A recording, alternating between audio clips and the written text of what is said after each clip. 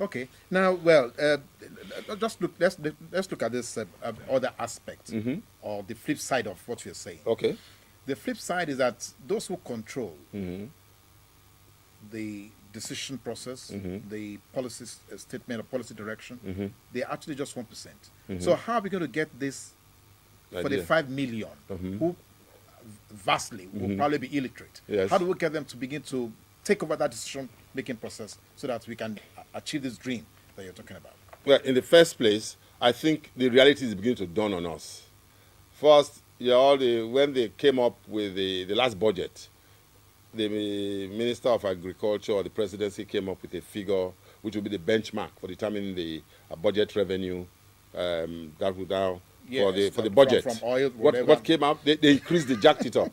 Now, what is happening now is a reality that figure will have to go down. And on top of that, it's going to get worse because there are fewer people who need our oil because they have now discovered this shale oil.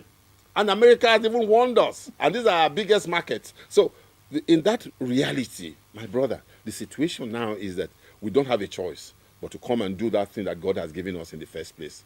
God gave us land, and he said in abundance. And there's no type of topography you won't even find. There's nothing you cannot grow. But in Nigeria. Then God now decided to test us with oil, and that's how we went mad.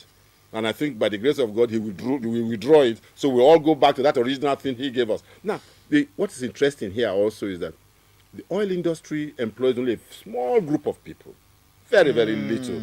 But agriculture, not only does it employ massive people, but it gives us all kinds of opportunities. And it will also directly affect the revival of our manufacturing industry. Because when you now have raw materials, many of the manufacturing industry, one of the things that brought them down is the exchange rate.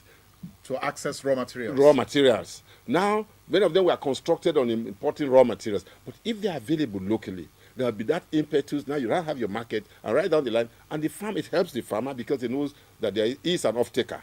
And then the factory itself knows that there's a regular source of my own raw material. These are some of the things that are going to spin off. But as far as oil, I will also say that members of the National Assembly are beginning to take it seriously. It's no longer business as usual. Yes. It's unfortunate that the budget for 2013 only provided 2% for agriculture. Hopefully, 2014 will be a different ball game altogether. And the state governments, too, are beginning to come up with interests in agriculture because they are beginning to see that their income is dwindling. Now, I hate to say this, but Lagos State Governor, when he set up a committee recently, and he said I should chair the committee, what drove him was the fact that the federal government has said that by 2015, we're going to ban importation of rice. Then we did an analysis and discovered that, the rice that is imported to Nigeria through a Apapa port, 60% to 65% of it don't leave Lagos with the Wakam. No kidding. Oh, yes. 60%. Now Lagos, the Wakam. We have a population of almost 20 million. Yes. So the governor now said, what? The governor said, look, if they withdraw importation of rice, my people go suffer. So go and look for land for rice. Well, we discovered that Lagos does not have land. People like you have built skyscrapers in all of them. And so, but in any case, we went to neighboring states. But it shows the interest that even Lagos is taking in this matter. And a number of state governments are seeing it as a competition. They are now trying to give favorable conditions for people who want to invest in agriculture. And I'm encouraging it.